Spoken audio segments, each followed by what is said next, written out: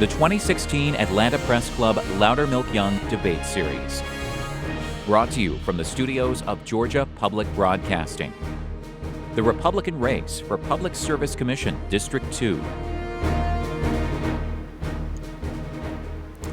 Hello, I'm Claire Sims, multimedia journalist for Fox 5 News in Atlanta. We'd like to welcome you all to the Atlanta Press Club Loudermilk Young Debate Series, originating from the GPB studios in Atlanta. This is the debate between the candidates in Georgia's Public Service Commission District 2, which covers East Central Georgia. The district includes all or parts of Gwinnett, Newton, and Jefferson counties, but voters all over the state cast a ballot in this race. Now let's meet the candidates. They are, in alphabetical order, Kellie Pollard Austin, a campaign strategist who owns a consulting firm in the metro area. Tim Echols, who has served on the Public Service Commission since 2010 after spending 15 years in the nonprofit sector, and Michelle Miller, who actively works on renewable energy development projects around Georgia and resides in Warner Robins. Now, let's meet our panelists. Bradley George is the host of Morning Edition statewide on GPB Atlanta. Maggie Lee is a freelance print reporter specializing in state and metro Atlanta government and politics. And Kristi Swartz covers major southeastern developments in energy policy and markets for Energy Wire. Today's debate will consist of 3 rounds. For more information on the rules for each round, please visit the Atlanta Press Club website, atlantapressclub.org. Now, let's get started. In the first round, each candidate will be asked one question by one of our panelists. Candidates have 60 seconds to answer the question. Bradley George, you get the first question to Tim Echols. All right, thanks, Claire. Commissioner Echols, Georgia Power's new nuclear reactors at Plant Vogtle are beset by years of delays and billions in cost overruns. The PSC has yet to decide who will be responsible for those added costs. Do you believe ratepayers should foot any of that bill? It's a question we get a lot.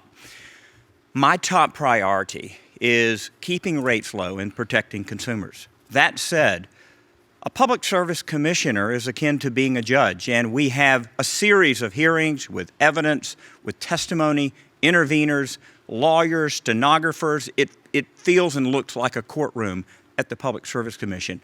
So, by Georgia law, through the 1991 Integrated Resource Planning law that was passed, we must consider every cost that's prudent and give Georgia Power recovery for that, if it's prudent. My concern has been, how can we make a prudency decision on this nuclear power plant at this point when the reactors aren't working? I favor waiting until the reactors are working, which was the original agreement we had with Georgia Power, and then looking at each and every cost to determine if it's prudent or if it's not. Thank you, Mr. Echols. Now, Maggie Lee, you get the next question to Kellie Austin. Sure. Georgia Power is a regulated monopoly with guaranteed profits.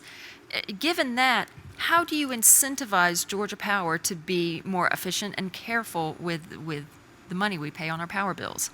Maggie, that's a really good question. It's such a tricky situation because as a regulated monopoly, they're protected from the natural free market and the natural concerns of their consumers and their customers. That's why the Public Service Commission is so important when it comes to dealing with these fully regulated monopolies. And I believe the best incentive is the free market. It's the ability to earn profits based off of understanding customer need and smart planning and innovation, ongoing innovation. Right now, the Public Service Commission allows Southern Company to move their risk properties between their unregulated companies and their regulated companies depending on their risk factors. And they're allowed guaranteed to receive profits on those fully regulated entities when they're underneath those companies. That's a really interesting dynamic that they're able to move those back and forth. We saw Plant McIntyre moved from a non-regulated company to a regulated company in that sense. I believe the best incentive would be to prevent Georgia Power from earning their nearly 12% return on investment for these overages. Thank you. Your time is up. Okay, now, Kristi, it's your turn to ask Michelle Miller a question. Thank you. Ma'am, the Clean Power Plan is currently in the middle of what could be a very lengthy legal battle, and that could last for years. If elected Commissioner, would you encourage the PSC and the utilities it oversees to take steps to prepare for future carbon regulations, and what would those steps be? I would. Last time with the Clean Air Plan, Georgia didn't comply and we lost more money. This time, I think we really need to take a serious look at end-user energy efficiency programs.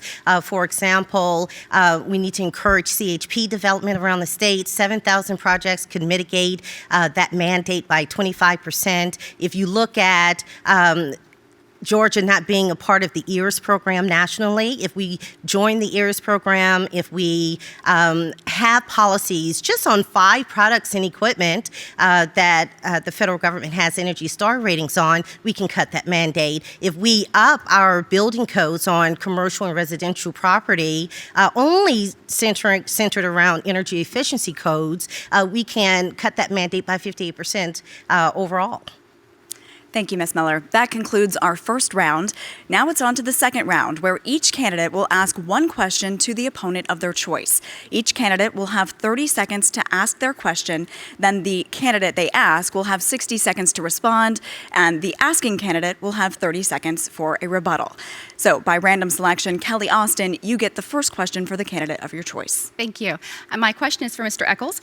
Mr. Echols, you've broken many of the campaign promises you made 6 years ago, including your promise to oppose charging customers for the financing cost of Vogtle while it's still being built, which is now charged over $3 billion to customers during the process, 75% of which has gone to taxes and profits. You promised not to take so much as a cup of water from those you regulate, yet the majority of your campaign funds have come from the businesses that you have voted to financially benefit. How do you justify those actions? Well, first of all, voters trust me because they can look me in the eye as I travel this state, as I visit with them in their community, as I do educational programs across our state in schools and civic clubs.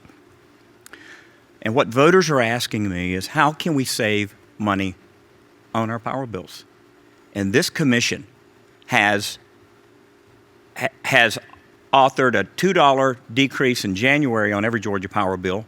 Ratepayers are about to receive another $4.60 in June. We froze Georgia Power's rates for 3 years as a part of the merger deal. So I feel like that ratepayers can trust me and the rest of this commission. These ratepayers are asking, how can our bills be affordable? How can we help provide for our kids and our grandkids? And what's our future going to look like? So I feel like our energy system is not broken here in Georgia. Ms. Austin, you get 30 seconds for a rebuttal.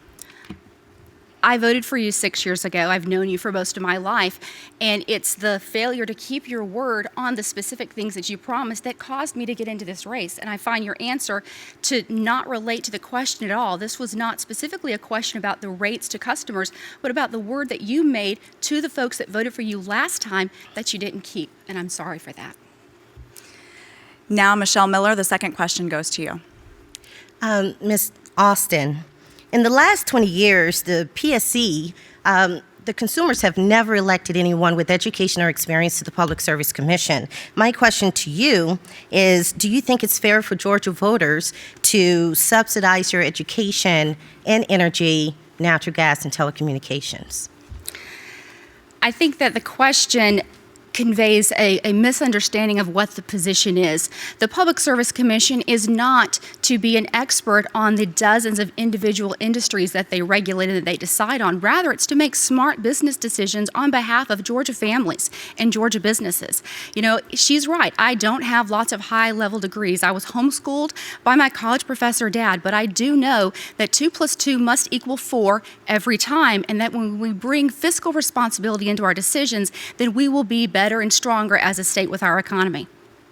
Ms. Miller, you have 30 seconds for a rebuttal. Thank you. 2 + 2 does equal 4, but marginal cost minus marginal revenue is something that's entirely different. You have to understand what those financial analysis is. You have to understand what it is that we're doing when we're negotiating with Georgia Power. We need someone who can be an advocate. We need someone who can use every drop of their education and experience to fight for Georgia shareholders, and I'm the only candidate that does.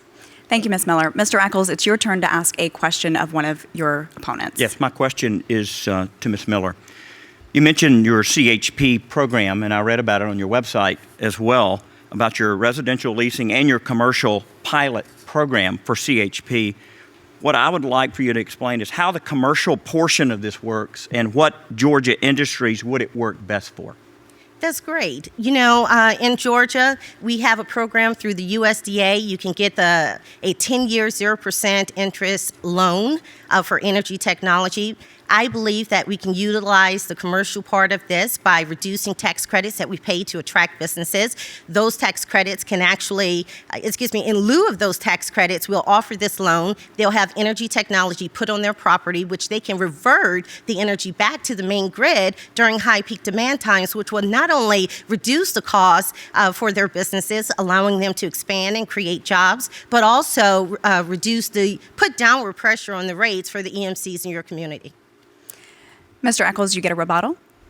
I think we need to continue to have innovative ideas like this brought forward, and we need to help our ratepayers save as much money as possible. That's why I've gone on the time of use rate and experimented with that to inform our consumers about it. That's why our Commissioner Eaton has done the same thing. It's why I drive an electric car. I want consumers to understand how this works and if it benefits their family. Okay, thank you all for your questions. For those of you just joining us, this is the debate between the Republican candidates in Georgia's Public Service Commission District 2.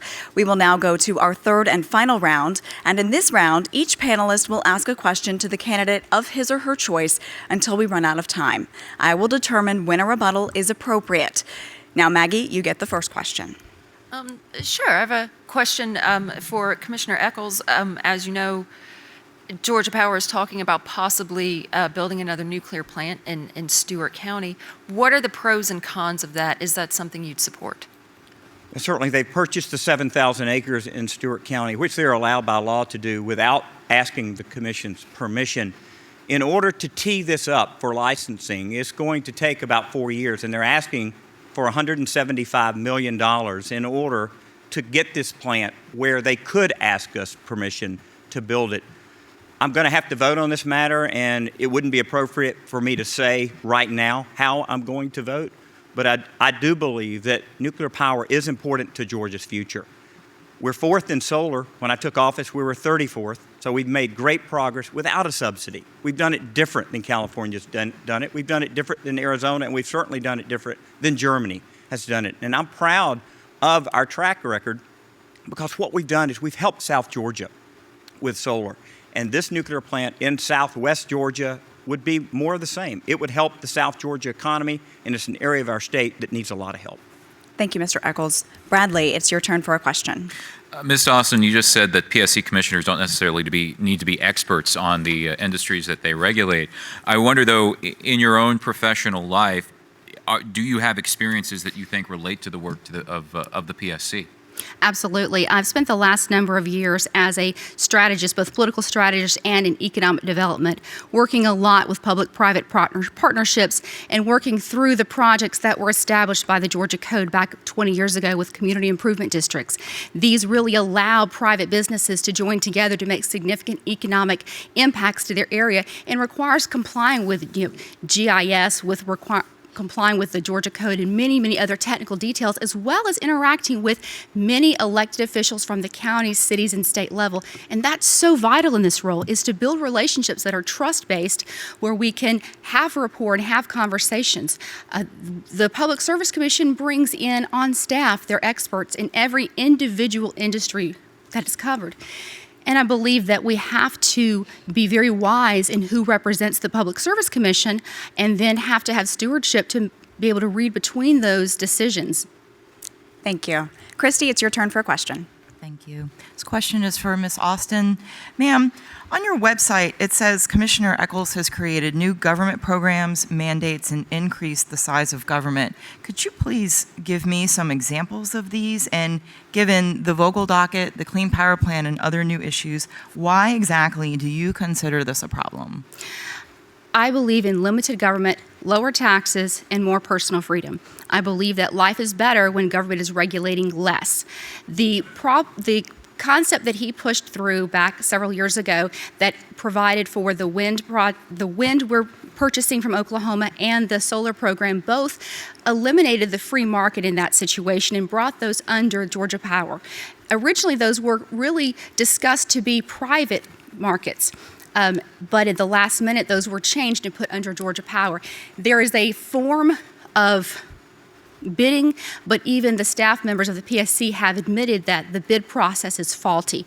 I believe that we need to bring those things back into the private sector, allow innovation to really operate. I've talked to so many solar companies around the state that say they don't even have the ability to compete in this market because the cost of entry has been raised so artificially high by the Public Service Commission. Thank you. Maggie, it's your turn for another question. Sure, I'd like to ask a question of Ms. Miller. I'd like to go back to the new nuclear question. What do you think are the pros and cons of potentially building a new nuclear plant in Stewart County?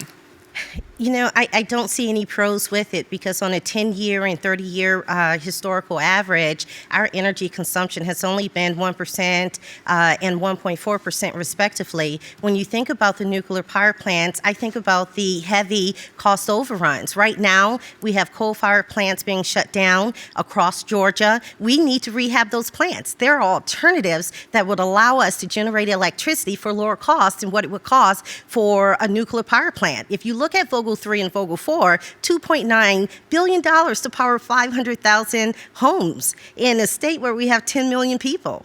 You know, and the cost overruns is $10.34 billion. That's over $5 billion to power 500,000 homes. If you look at our avoided cost in Georgia, it's 4 cents a kilowatt hour, and the nuclear power plant is almost $7 per kilowatt hour. That's a problem. And our job as Public Service Commissioner is to protect the Georgia consumers. This would leave them vulnerable. Thank you.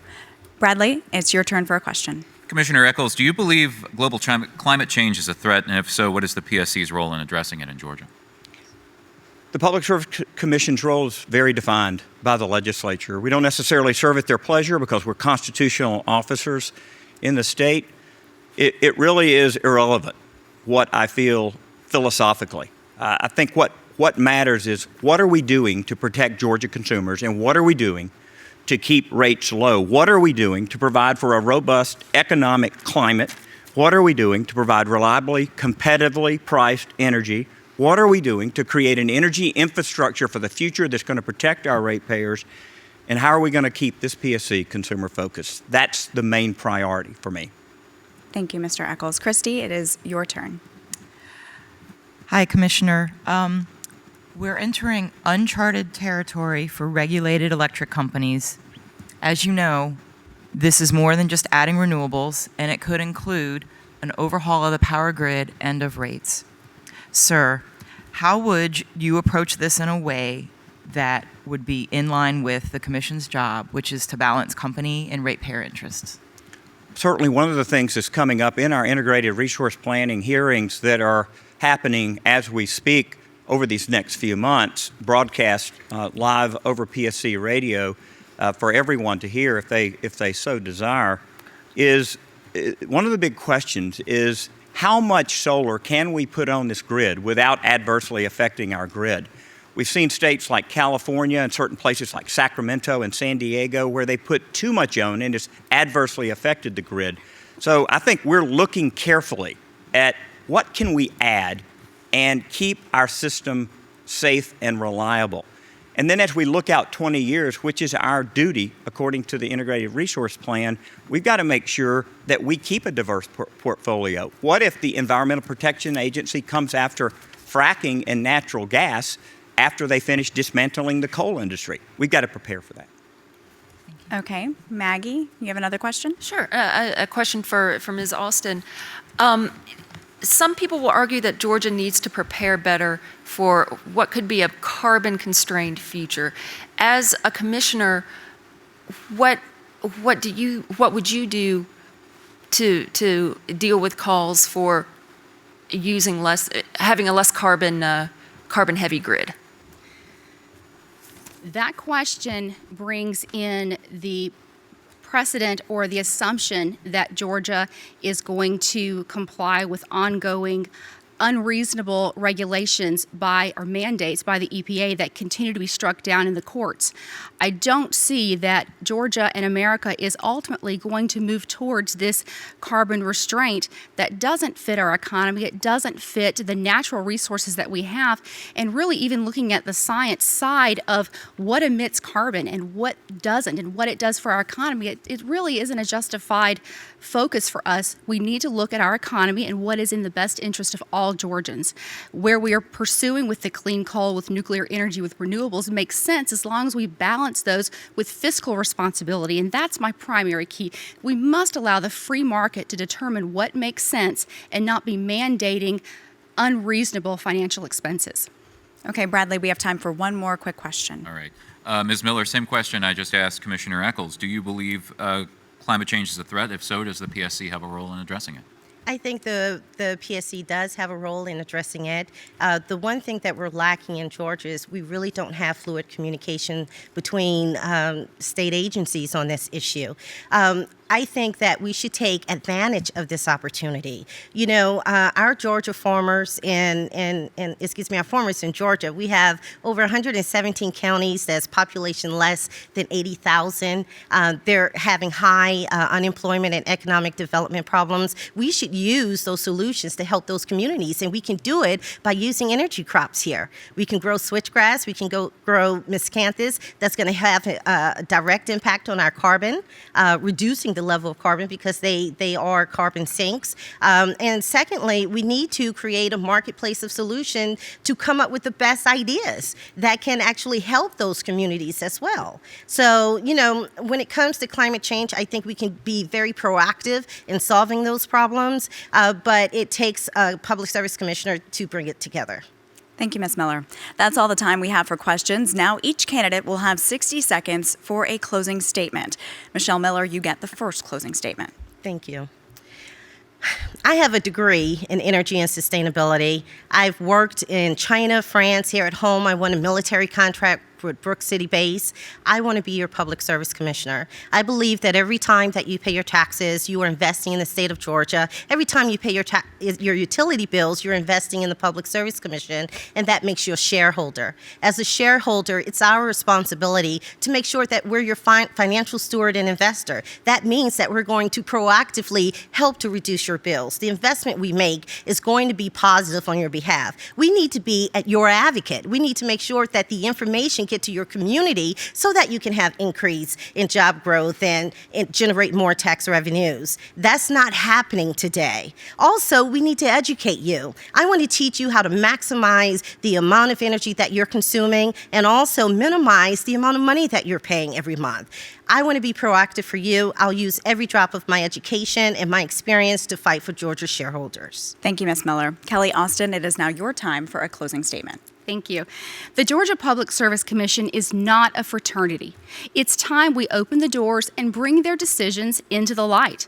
I am a lifetime conservative Georgia Republican, homeschooled by my college professor father, and I believe in limited government, lower taxes, and more personal freedom. I live in Gwinnett with my 5 kids, ages 12, 13, 14, 16, and 17, and I have a strategic consulting firm. I'm actively involved in my church, my kids' schools, and sports and community. But in this election, you must decide whether you want more government regulation in your life or less, whether you believe government is the solution or is more often the problem. As the only fiscal conservative in the race, I will bring fiscal responsibility and conservative values, and I ask for your vote. Kellie Pollard Austin. My website is votekellie.com. That's votekellie.com. Thank you. Thank you. Mr. Echols, it's your turn. You know, in 1879, the Railroad Commission was created, which eventually became the Public Service Commission. It was created to protect consumers against monopolies that might bully them as they receive services from them. And the Public Service Commission continues this day protecting consumers and regulating these companies. A few of my goals at the beginning of my term in 2010 was to increase the stature of the PSC. That's why I speak at a Rotary or a Kiwanis once a week across our state, to fight the EPA and the wealth transfer that's happening between southern states and other states that generate energy different than us, protecting consumers and educating them about ways to save money, helping move Georgia forward, and most importantly, keeping our rates low. I want to thank the voters for allowing me to serve you over the last 6 years, and with your blessing, I'll continue to serve on the Georgia Public Service Commission. Thank you. That concludes our debate. We'd like to remind voters that the primary elections will be held on Tuesday, May 24th, and early voting is already underway. Our thanks to the candidates and to our panel of journalists. We'd also like to thank the Atlanta Press Club for arranging today's debate. For more information about the Atlanta Press Club and all of the debates they will host this primary election season, visit atlantapressclub.org. I'm Claire Sims. Thanks for joining us for the Atlanta Press Club Loudermilk Young Debate Series.